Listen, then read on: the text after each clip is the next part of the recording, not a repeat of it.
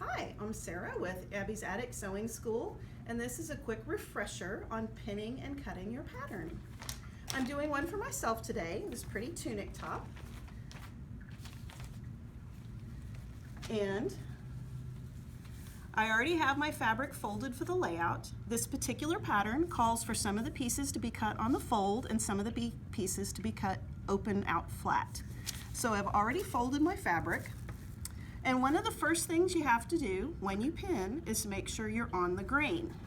Now this fabric is printed, and I was able to double check in the print, the design in the print, my little dots are on the grain, which is really helpful.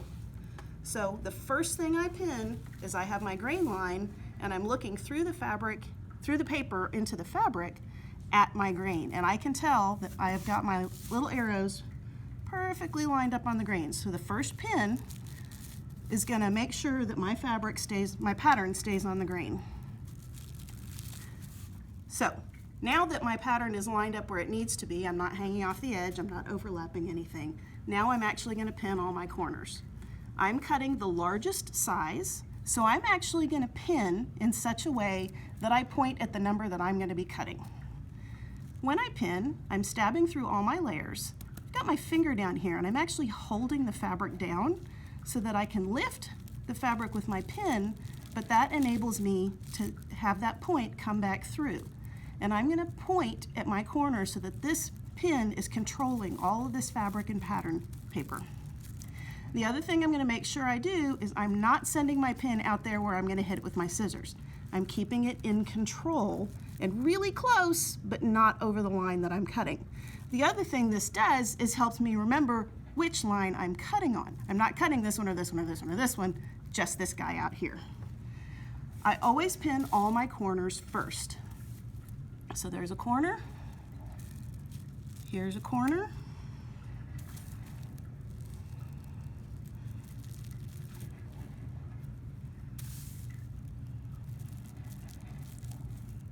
weights are always nice to keep things under control until we're ready to pin.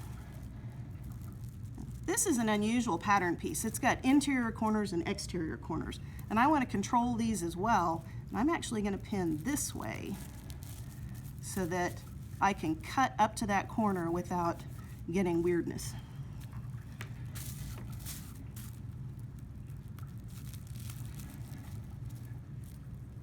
And then this one was just holding my grain in place, so I'm just going to move that pin because I don't need two in that same spot. And I'm going to control that unusual corner. And now I'm ready to cut this piece.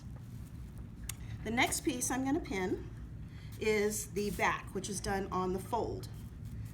When I folded my fabric, I did the same thing I did on the edge. I made sure that my dots were right on the fold so that I know my fold is on the grain. It's not going to be wonky and twisted once it's all done. I've got my fold line, and I'm going to line up my fabric and my pattern right, really crisp, right on that edge. And I always pin the folded side first. So I'm coming down to this end and make sure it's nice and flat, and I'm pinning all the way up. Now this is really long, so I want one in the middle as well. I might even do 2 or 3 more. I got my corner. You may notice I'm actually smoothing my pattern at an angle from where I'm pinned so that I have it nice and flat all the way through. I have a corner here. Now I have a big curve here, and this can be a tight curve.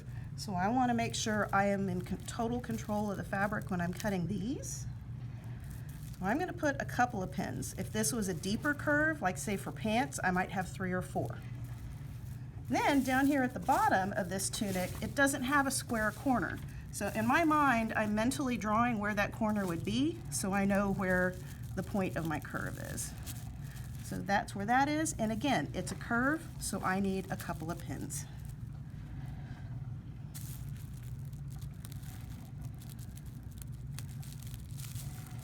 And now I'm ready to cut.